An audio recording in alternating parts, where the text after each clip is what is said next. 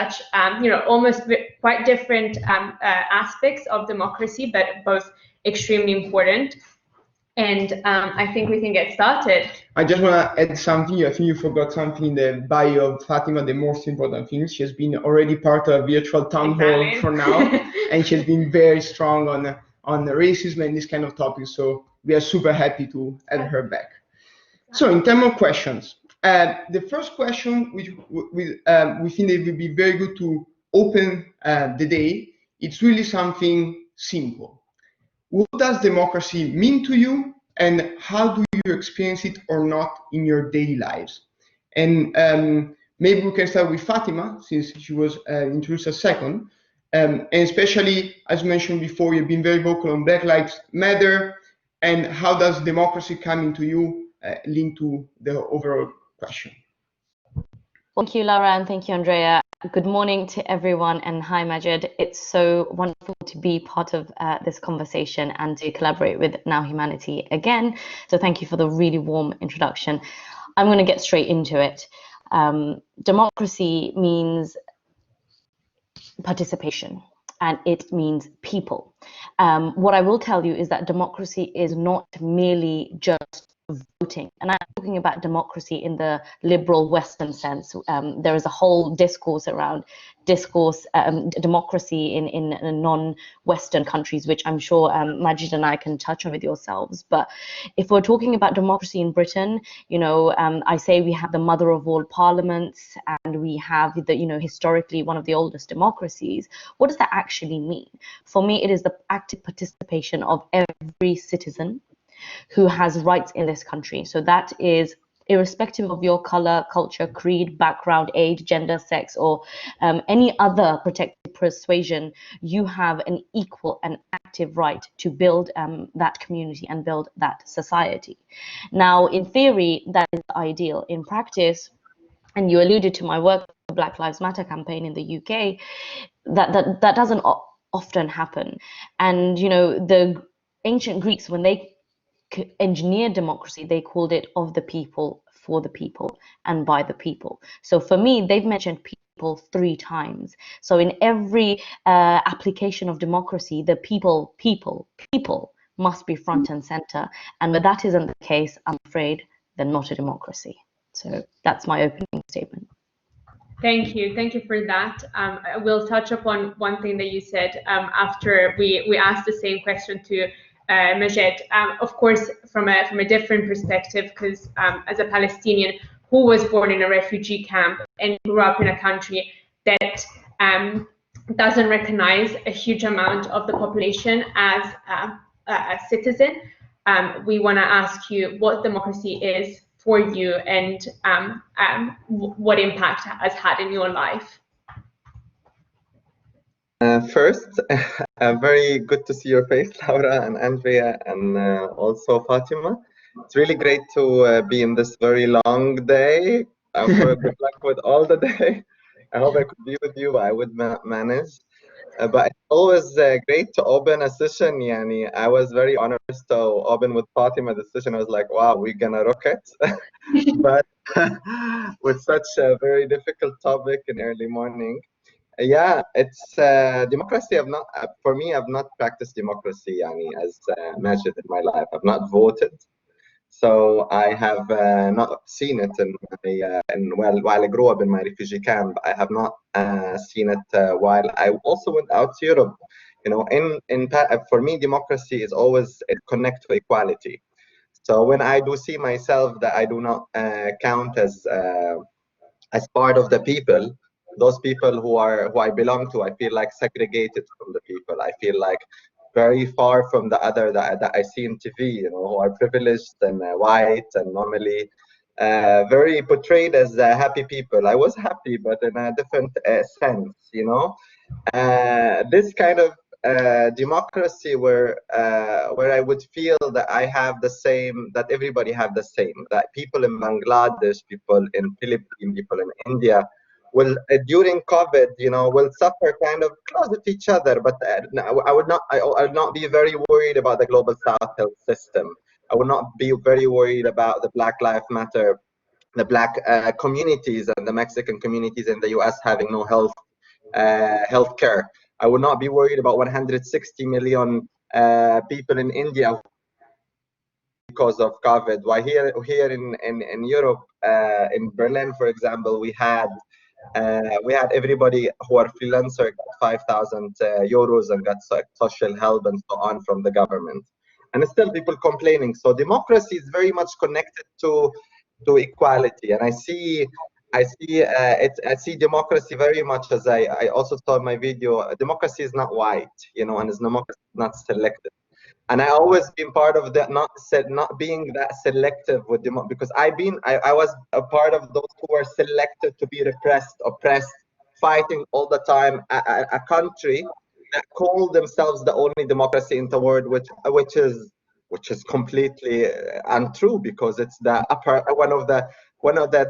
only and remaining apartheid in the world at the moment.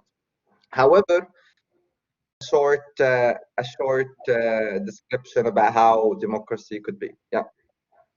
I think that was such a fantastic response. I know that you said it's very early in the morning, but I think you couldn't have. I mean, I think one topic that, if Andrea doesn't mind, I would like to go back to is both Fatima and both Majed. You mentioned the fact that democracy is very different around the world, right? As democracy is understood in Western countries, it might not be the case in many other countries. So if you can elaborate on that, if you can expand on that, I think it would be very interesting.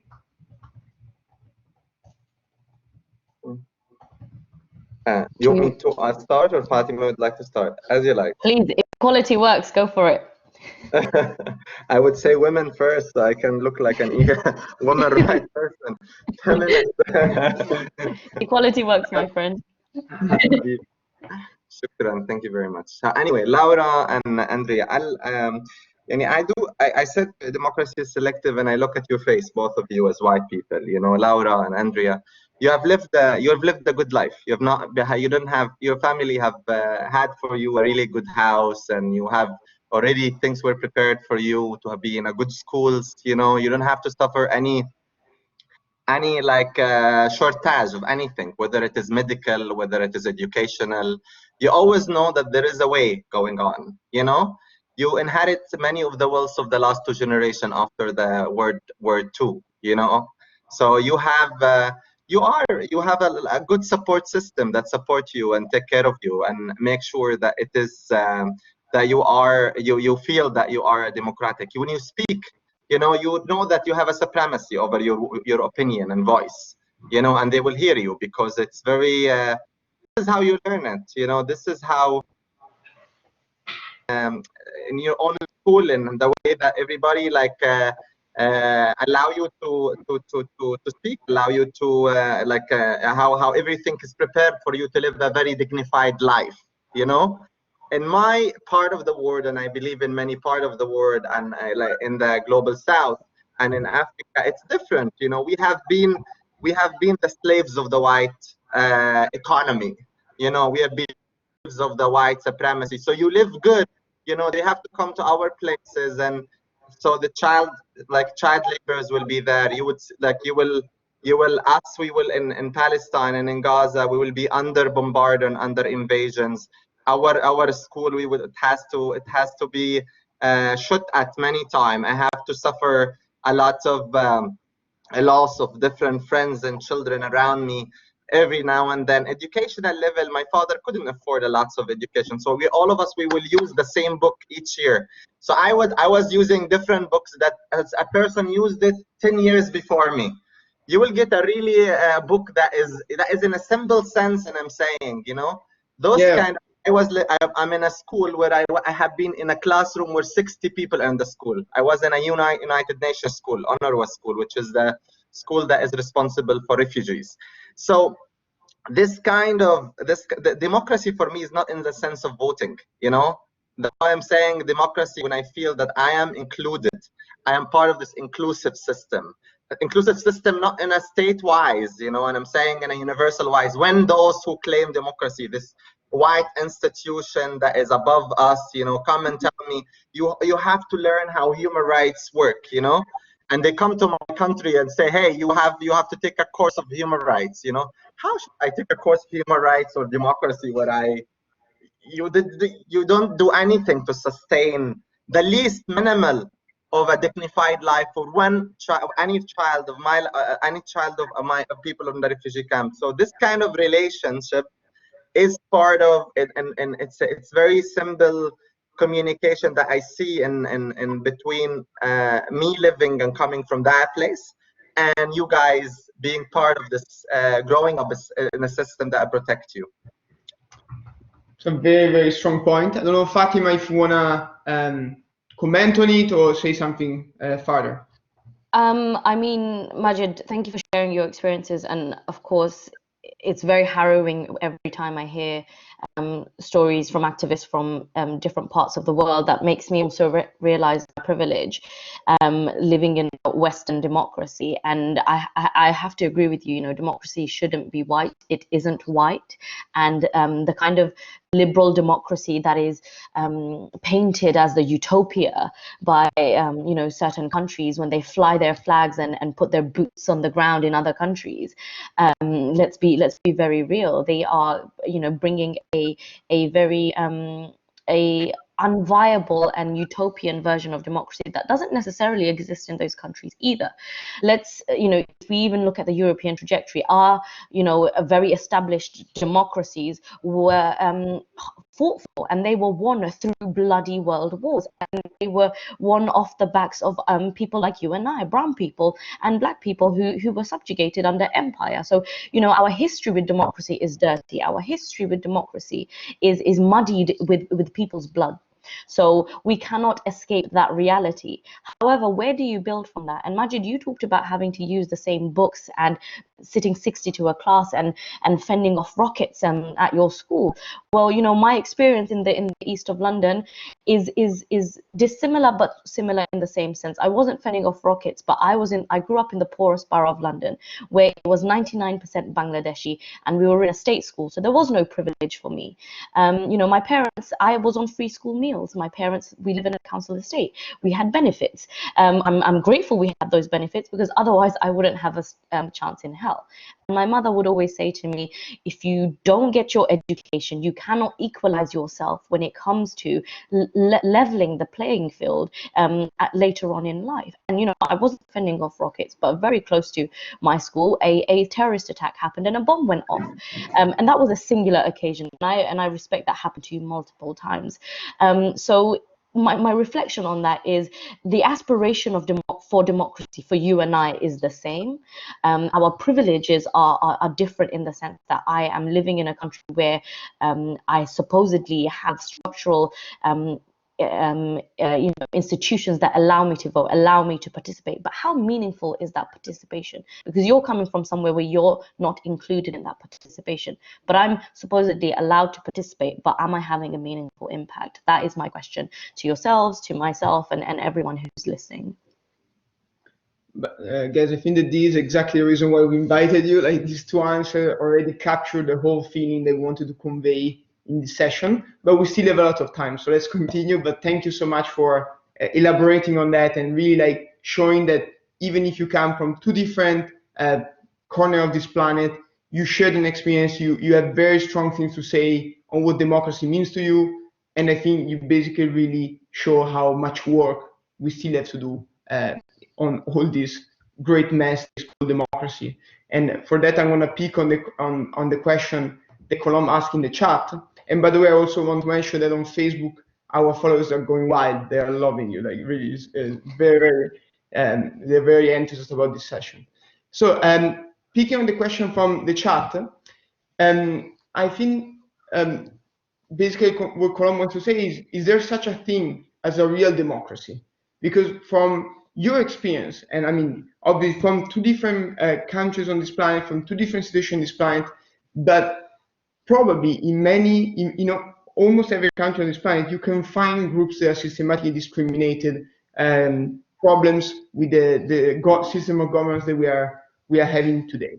So would you say that there is there is no real democracy on this planet today, or that democracy is more a process.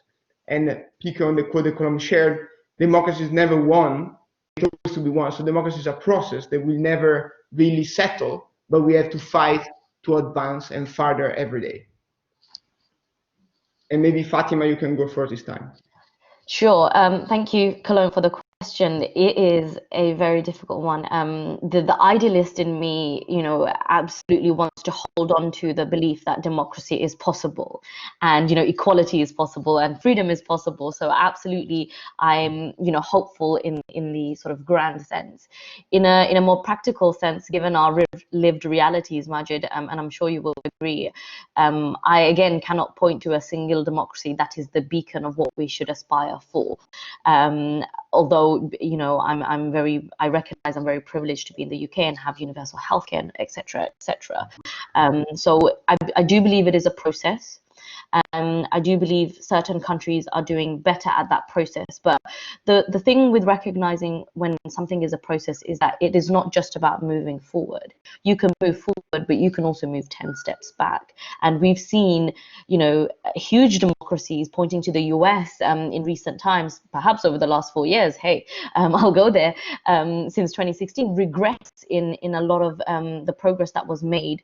And I'm not talking about foreign policy. I'm talking about the huge civil unrest that is happening in the US right now, with voter suppression, with the suppression of the African American community. And then you have places like the Middle East who, a decade ago had asked for, had aspired for democracy and had called for democratic change in 40-year strong dictatorships. Has that democracy materialized? I don't think so. And there are a number of factors why that hasn't, but ultimately, in order for democracy to take root, it is not just about having will, it is about mobilizing that will into political action. And that's where I think the process element comes in. I don't know, Majid, if you'll agree or disagree, but I definitely think it's a work in progress. Yeah, I fully agree with you, Fatma, that it's a work in progress. I like your optimism, but I'm very optimistic. I'm more optimistic about the POC and Black struggles in many places and the many people of conscience that are joining the struggle. But I'm not, everything is a process, but I'm not romanticize the word process in a sense where I feel that there is myself. I don't see there is a progress and process in the Western democracy and liberal democracy world, because I myself and all my people of color and Black friends and immigrants and many those who live in the very bottom and also the east of Europe are not benefiting from the liberal Western democracy of here.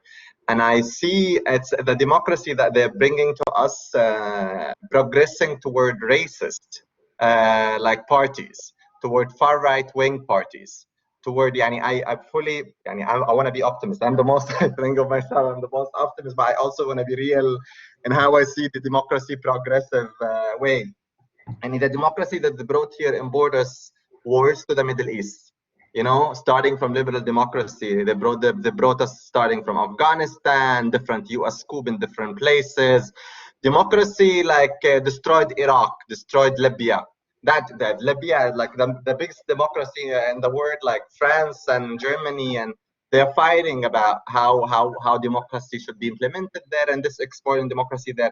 However, here, I see myself, I'm myself part of the anti-racist, and I organize every year this anti-colonial month in Berlin, all over. But I'm always trying to look around me and say, there is a lot going on among the people who are oppressed and marginalized, and people like me and you, Fatma, they're trying to find a way in, but still seeing so much the progress, the system, the media, the mainstream politicians, and they're going too much against us, and we are a few. We don't have the power, we don't control power, we don't control media. They also manufacture program those who can speak to this media, so they will not speak, they will not bring someone who will be critical about their white supremacy or their incorrect or wrong democracy, they'll bring someone who had this white masks, that will be speaking the word that the white person will speak about, how important how important to look at the Islamophobia in our place. Those Muslims are 1, 2, 3, 4. No, those are people, women with a scarf here in the streets doing 1, 2, 3, 4. There are different topics, you know, they are important to us, you know. Part of it is the women aspect, the queer liberation. I mean, I'm an intersectional justice person. I work with all the struggle, you know, but there is priority in how we are going to fight, you know. And I can tell you, I'm a very optimistic that we are claiming powers. I think many of those of colors and white people try now seeing their agency over what is important at this moment of time, when far right governments in Italy, in Hungary, in Poland. In Poland, there is over 200,000 people walk in the street against Muslim and Islam each year, you know. Here in Germany, in a state like Saxonia, like 2 months ago, there was over a month, 100 stabbing of refugees, you know, around in one area. So I'm really sorry, I've been myself attacked in different places. I'm part of this kind of blacklist that is from the racist party and the neo-Nazis here in Germany. So I can say I see them growing. They're the third party. I see many racist parties growing, and I am doubting the type of democracy and the progress that we're going through. I'm sorry to disagree with you this time, Fatima, but I'm still optimistic. No, you raise really important points about the hijacking of democracy by far right extreme organizations, and it is that extreme nationalism that, you know, swept I would say parts of Europe, but parts of other parts of the world, where even if we point to places like South Asia and India, where you have the Modi administration, who are using nationalism, extreme nationalism, to persecute Muslims in the Assam region by stripping them of their citizenship. That is a fundamental violation of democratic rights and democratic responsibilities. And a popular government or a populist government that has a mandate, democratic mandate from the people. I put that in quotation marks because, like I said, I don't believe democracy is just voting. Or when you have, you know, the Buddhist administration doing the same to the Rohingya Muslims in the Rakhine state because they want, self-determination, or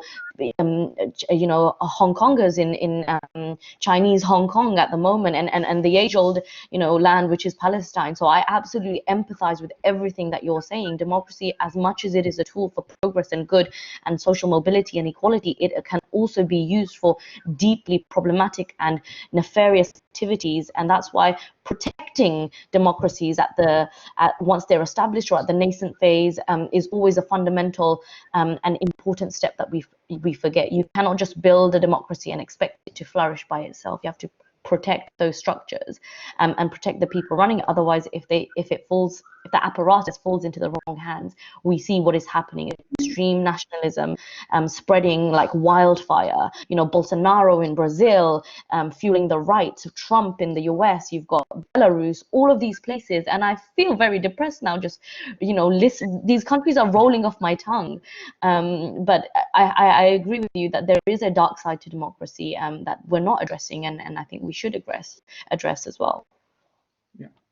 Thank you, and I think it's really interesting because you touch upon a lot of topics that we're going to try to unwrap throughout the day, and this, you know, there's a bit dark side of democracy. I have a question, and I know we said that you know, Majed is a bit less hopeful than Fatima, but I have a question for you, specifically looking at the most, you know, recent events that have happened in the last 2 months or so. And my question is, how do you see, after the agreement between Israel and the UAE and Israel and Bahrain, how do you see this having, maybe how difficult will the situation be? What's the evolution? What do we take it from there? And I know it's a hard question, but I wanted to ask it to you because these deals are called historical moments, right? But of course, there's a huge amount of the population that will be under threat, and we've seen after the Israel and the UAE agreement, the bombing in Gaza, went straight for 8 days. So if you can, tell us what you think about this, I think it would be really good. It's like it's not a difficult question, but it's just like it's annoying all this what's happening. How some countries Trump comes to different countries and hijacked peace, and the word peace. And I'm really tired of certain idiots, coming to our lives and making hijacking the word peace and the way that we want peace to be happening. Collaborating with the royal families, that is the mainly dictator, they mainly suppressing certain groups and minorities in their places, mainly really thinking that this is the way to this, like like they are the one persons tying with the one person, and then coming together. What by the rest, like let's say in Bahrain at the moment, everybody in the state and the people don't want to have this type of normalization with Israel. And normalize like the type of normal. Nobody. I would love, I would love to have normalization that is based in equality, a normalization that is based in ending Israeli oppression over Palestinian, a normalization that is, you know what I mean? That is, you start with that first, you bring justice and then there is a normalization. Could be we had no trouble with what we call for as Palestinian, myself and most of our movement, even in the BDS movement, which I'm part of and I'm endorsing. We call for certain values, which is values of human rights, international law, that allow everybody, all the brother and the daughter, to live in the land, the historical land of Palestine, the colonized part, to be decolonized by giving the rights to everybody in the land, without this race supremacy, and this apartheid that Israel and the far right in Israel trying to claim as a promise from God to them that this land is a joke in 2020 century, this is a joke. So I don't see this a normalization. We don't look at it as anything, by the way, as Palestinians. We know this Israel for a long time, from Saudi Arabia, from Bahrain, from Emirates. It doesn't change anything of the reality in the ground, because the people themselves, like Muslims, know too well the truth, and nobody can hide the truth in Palestine anymore, because there is enough conscious people in the world that know this kind of realities, in the ground. This like violence, this infrastructure of violence, apartheid, this kind of way of this kind of race supremacy, this kind of big violations of crimes against humanity that Israel practices on Palestinians. The besieged of Gazans for over 14 years, where they engineer an infrastructure, to design how many proteins and vitamins that can come to Gaza, and design when they cut the electricity and switch down the water, where those people live like 3 hours a day to 6 hours a day on electricity, and they have 1 day a week water, which is mainly poisoned water, filled with sewage.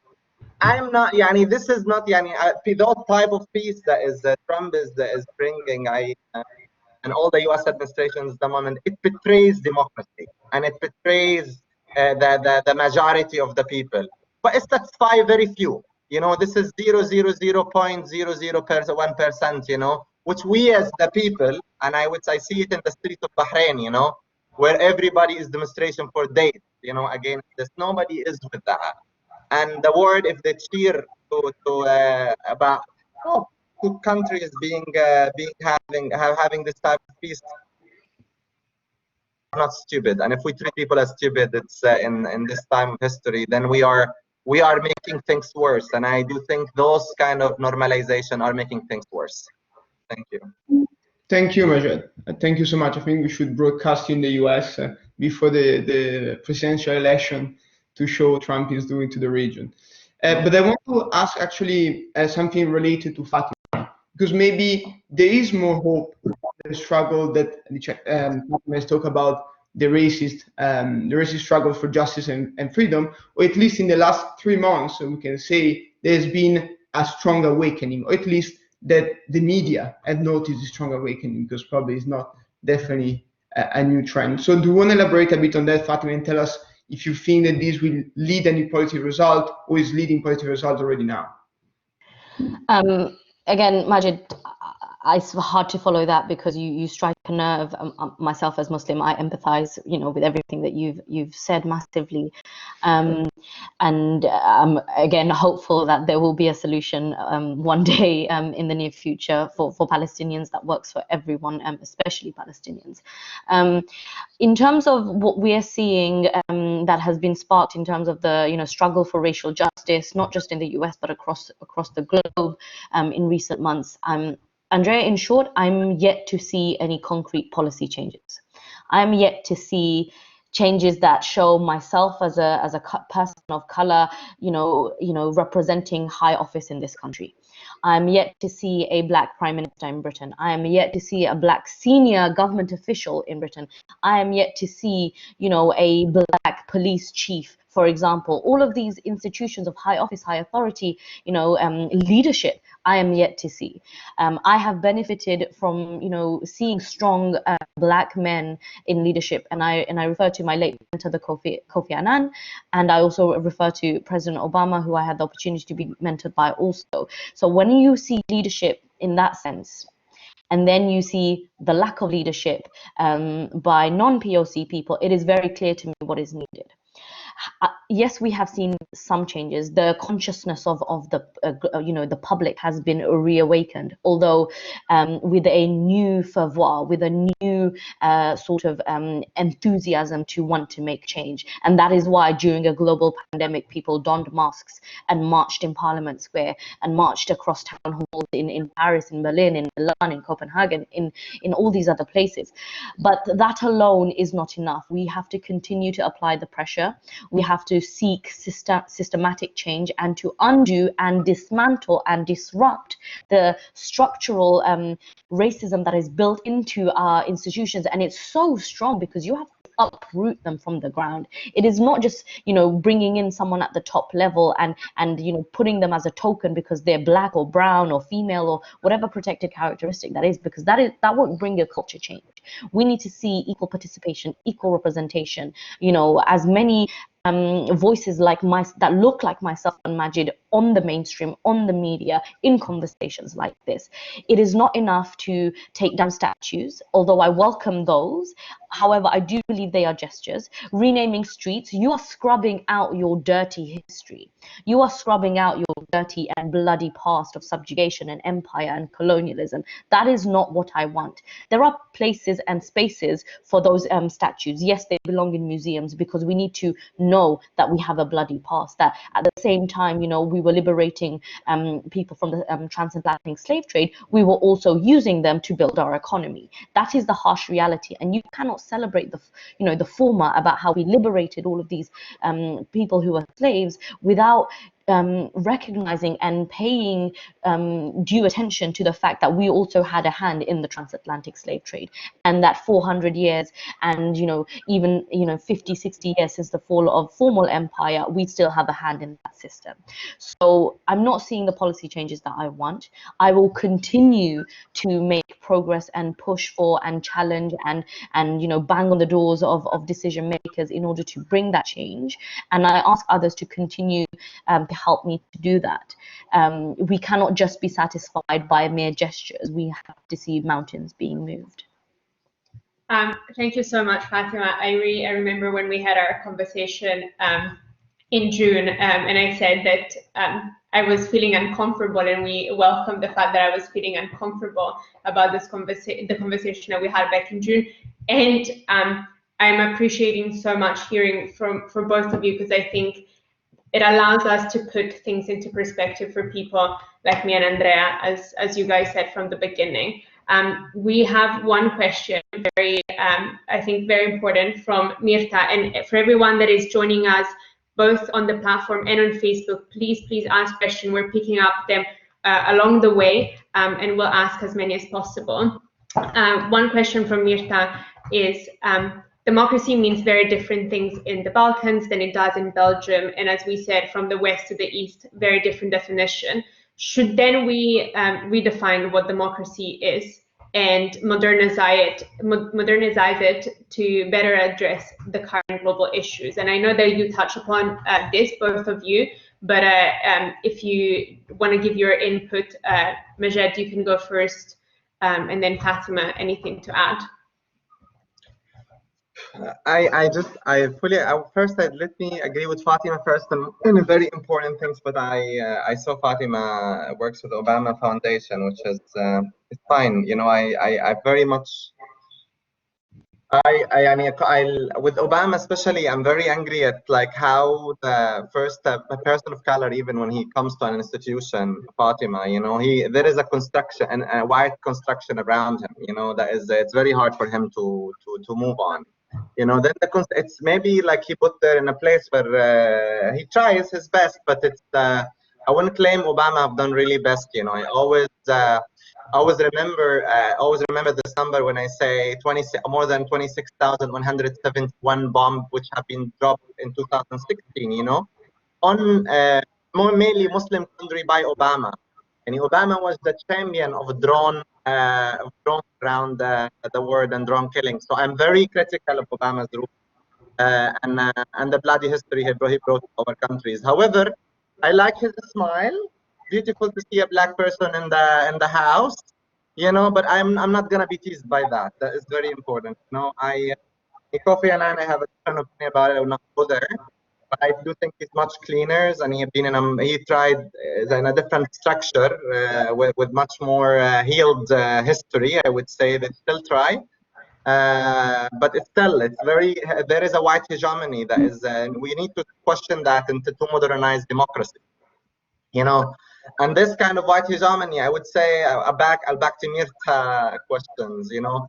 I do think I'm very much into kind of how democracy is very excluding us as people like beautiful people like Fatima. I've seen him speaking in different videos before I met her. And she's also part of this extremely together with Kofi Annan, that is with also some good friends that I know in there. So I'm always questioning, you know, what's our role, where are we, how are we in those places, why we choose in those places, what's our role to change an agency in that place. I do think we are as a still few in the system, you know. We're not able to get into the system that to access to this system to really influence the change. And if I want to tell you of people that I really love, and I love their influences, Ilhan Omar, for example, and Talib, you know, and I really like their work and the way they are progressing within the system with Bernie Sanders, you know. I really, in the end of the day, I see those people are maybe a sparkling light in this kind of trying to modernize and bring more people of colors and black people into the system. Because in the end of the day, I don't think white people would ever change and modernize the system by themselves. You know, I do think they are hijacked by their own correctness. You know, and many of them, they are not willing, they're able to compromise and step back. You know, especially those in the system. Yani, I worked with them in many fields, like in different countries, and I see that all the time. I will come to them and I'll be like, as if Fatima would say, like, hey, you have to do that and that and that, and this is what they will ask me first, what you really want us to do, you know. You will tell them, I will come and tell, very strong women, you know, very strong pair of people will come and tell them this is, and then they will do the opposite. They will do what they think is correct to us, you know. And that is when the conversation becomes very still in that level where I'm still in the bottom, and we don't and they are in the top, because they still have the infrastructure that allow them to practice such realities again in different countries around the world, and also that structure that also they have this representation and surrounding that allow them to sustain their power and hegemony, where they would just allow this kind of this out, you know. So therefore, I see us as a few. I think modernizing the system, it would be great if we see, as we say, if we see more, especially less men in the parliament first, like let's kill patriarchy first, and more people of color, you know, and a more strategical structure that allow us to really think together about what type of intervention and what type of relationship and empathetic way of work that allow us to work together, that the system can be more progressive and more direct, more straightforward, and that more straightforward, that also can attract the overall majority of the world, not the few. Thank you so much, Majed. Now, obviously, we're gonna pass the mic to Fatima. I just want to mention that after Fatima answers, comments on this, we're gonna then open the breakout rooms, and we're gonna have a group going directly with Fatima and group directly with Majed. But let's cover this later. Please, Fatima, sorry for interrupting. Thank you. I'll keep it very brief. Firstly, to speak to your points, I pointed to examples of leadership that I personally sort of admire. I admire Jacinda Ardern for, you know, her forward-leaning positions in terms of the Christchurch attack in 2019 in New Zealand, and the day after she's out on the streets with her people, you know, mourning and grieving that loss. But then the day after, she's in Parliament, you know, kicking ass and banning assault rifles. That is leadership personified. You know, there are good examples of leadership everywhere, but I also recognize, as you point out, the burdens of leadership or the dark side of leadership, as there is with democracy. So, you know, how long, you know, when we elect people into office, we elect them with the hope that they will make the change. But you rightly point out that there is a system and a structure that constrains or limits a lot of that. So there is hope in leadership, and you know, I believe that you know, we shouldn't equate certain foreign policy decisions with, you know, domestic policy changes, but you know, everybody gets judged at the next election because of their time in office. On the point about the structural you know, application of democracy or modernity in the Balkans, I have to point to the fact that the Balkans is a fascinating and interesting region, given its, you know, history of rapidly you know, in the 90s finding independence, fighting for independence, and the displacement of peoples across borders. So that imposition, and then again that not having that infrastructure, as you know, that quest for democracy, or that quest for self-determination, has to be coupled with a support from more established institutions or organizations that allow you know, a lot of that extreme nationalism to fail through, because what we're seeing in Belarus, or what we've seen in Croatia, or in Bosnia even in the late 90s, is you can, you know, break away from the oppressor, but then what you're left with afterwards is there is no roadmap of how to become a nation, or how to become a full-fledged democracy. And there are theories, you know, political economists come up with the modernization theory, etc., but they're not necessarily an exact blueprint that works for that country. And we need to take into consideration the cultural idiosyncrasies that exist within that nation, and tailor the support packages that international organizations and relief organizations give in order to help build that country. So a quest for democracy, the path towards democratization, has to be you know, accompanied with that support. Otherwise you will see that semi-democracy, you know, almost dictatorship lurking in the background, and you can't really shake it off because it's a shadow of your most recent past. Thank you, Fatima. I see that your comments are sparking a lot of new questions in the chat. So I propose that we take these questions and we move them in the breakouts, so that actually you're gonna also have more time to address them if the people follow you. So I'm gonna ask Claudio, our mastermind behind the tech, to paste in the chat the links to the breakout sessions. We're gonna have 2 breakout sessions, one with Majed that we titled "A State of Apartheid Within Established Democracy. How can this still be the case?" And so Majed will tackle this topic, and Laura will follow and support the session, while I will be with Fatima, and we're going to talk about historic and current state racism in advanced democracies. So basically your topics, but just more direct conversation with our participants that are participating. It's going to last half an hour, so we ask the people that are following us on the platform to click whichever link you would like to follow on. So again, if you want to talk more about state racism with Fatima, please click the first link in the chat. And if you want to talk more about Palestinian rights with Majed, please click the second one. We're going to be there 25-30 minutes. Ask any questions that you might have, and then we'll convene back here to summarize points and conclude the session. So let's try that. I'm gonna click on the link for Fatima. See you there. Biggest humanitarian crisis that we've seen, and no one is talking about it. But there are others more human rights issue that we jump on and we focus on, and especially from a political point of view, the reason why we do that. Not me. The reason why politicians do that is because it gets easy votes. So I hope I summarized it well, Majed. Feel free to add anything else. But yeah, very interesting. Majed, do you want to add?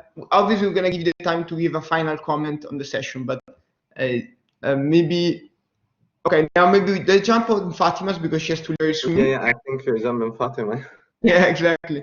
So Fatima, I will let you summarize the session, and if you want to give a final statement before having to leave, the platform is all yours. Thank you, Andrea. I'll be very brief, and apologies that I have to leave early. This conversation has been brilliant and a total honor to share it with Majed. So we talked about approaches to democracy in terms of whether bottom up or top down. You know, I expressed a preference for bottom up democracy. As I said in the start, it is about people and serving people and making democracy work for the people. So that call for democracy has to come from within the populace. And we also discussed state-based racism against minority groups, particularly in places like France, and how to kind of overcome that through, you know, political processes such as caucuses or cross-party alliances based on certain issues in order to bring up inclusivity. And we talked about the practical application of that not being as easy as it is as being said. So it was a very valuable conversation in making sure that actually we're aware of the structures that exist that seek to serve structural or racist structures that exist, and to reinforce that. And you know, and so my final comment on that would be we need to shatter those systems that exist. We cannot be in 2020 and allow systems to actively discriminate, allow politicians to actively discriminate, or allow entire parliaments to actively exclude you know, a significant proportion of our communities. That is not democracy, and I definitely will not stand for that. In terms of what is happening globally and struggles for self-determination, those of us who are privileged to be enough in this conversation, and those of us who are people like Majed who have served 22 years in a refugee camp, if I'm correct, Majed, I read that somewhere, you know, who have had their start in life has been one of oppression. You know, us in these very comfortable spaces in our kitchens, our living rooms, and our laptops, in our world of technology, we owe it to these individuals. We owe it to those who are suffering, struggling, being oppressed and persecuted, to stand up for them, to stand up for their rights and not just ours. Because if we do not speak for them and we just speak for us, then there is no point having democracy in Britain and Majed going without in Palestine or Gaza or wherever we are sitting. You know, democracy should be a public good, and the currency of that is our voices. So with that, thank you so much, and I appreciate it. Thank you, Fatima. Thank you so much. Thank you so much. You have been incredible. Majed, I think that now you have your final minutes to do the same. Tell us what you get from this session, the final message you want to convey to our followers. The floor is yours. We can't hear you. I think you're muted. There's so much to get from the session, I would say, but it's just like it's very wide, and this is I don't think it's an easy topic, and it's complex, and I'd say it's complex to diverse us.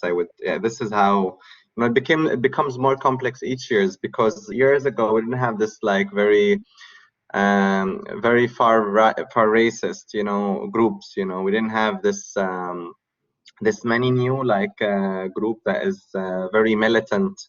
You know, we didn't against minorities. You know, we didn't have that kind of politician, that we didn't have that very many politicians who really clearly would make nonsense think and nobody would stop them, such as Trump, for example, or Modi, or others, and like Sisi in Egypt, or like it's very.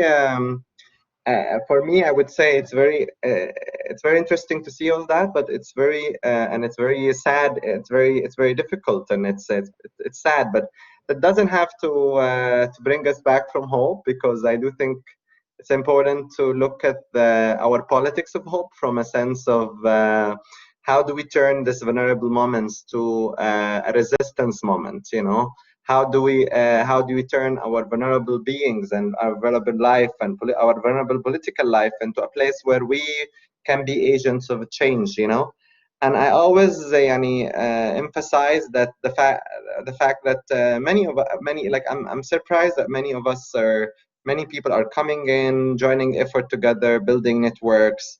I hope this would not be too much networks and too much groups, and which is always working in minor topics and minor places, because I do think there is something in the system that is programs and manufactures to make us just consume even topics, like the consumptions of topics, and how do you consume even rights, like everything becomes part of our reality of just like, let's finish this topic and start with another topic. Nobody want to do the long road of struggle, and with always and easily also the welfare states and the liberal democracy are trying their best to individualize people and make them so selfish, and make them just caring about who they are and what they eat and where they travel and what school they're gonna go in, and if they want to have an open relationship or a partner or a close relationship, or this kind of topics that is very interesting, very important, I would say, but it's very center in the it's very center in the it's a very center in the white Western world, and there I really invite with a lot of hope many of us, to try to open new topics, and to their families first, to their friends, to their spaces, institution where they work, bring back and write about topics that comes from the other billion. The majority is outside of Europe, by the way, guys. The majority is outside of the US, and it's very important to bring back the wealth of the majority to the majority, not to make it stay in the few people that are really benefiting from the system in all certain wealth. And the last comment that I also, before we end, our war is not with China or Russia. Also, this manufacturers' war against Russia and China is very indoctrinated within Western structure. While those countries are very sanctions, and there are many beautiful and good people struggling there against their nations. There are many good and bad there in different places. The same as we are. We have very much lots of good and bad, but we should look under our legs and try to really resolve Western and white supremacy over the overall worldwide universal structures, of geopolitical level between China, Russia, and the US and the Western world, where we will not be indoctrinated to hate others or to just be driven. Because when I mention, I'm sorry I'm saying that, because when I mention Russia or China, doesn't mean that I agree with them, but they always, a Western person, whoever they are, they would be like, oh, fuck Russia, fuck China. Sorry, I'm using, okay, but it's in a certain way, it's like, it's very, and they don't look under their own legs, where we see all this growing racism, and there is a growing distance that they are building and bubbling themselves around themselves and certain people, without opening up to the globalization and to the diversity and to the world, learning from each other and making sure that we are in the same struggle together, and that's it. And I would say, long live freedom, and long live justice, and long live equality. and we are on it until the end. We'll meet in 50 years and we'll see who can stay. Thank you, Majed. I think you touched upon a lot of things, and I know Fatima is not here now, but I really wanted to say thank you for this session, because I know we said it's early in the morning, so thank you for drinking a lot of coffees to get through it. But you both set the scene for an amazing day, and you touch upon so many different things. But one thing that I think it's really helpful for us to remember is to look outside our bubble, as you said, to stop being selfish and fighting for bigger topics like democracy all around the world. So thank you so much for joining. Thank you for everyone who joined the first session. We're going to have a short break now, and then we will be back for the second session in 5 minutes. Yes, so everyone in the chat, thank you, Majed, again. You are free to stay, to go whatever you want.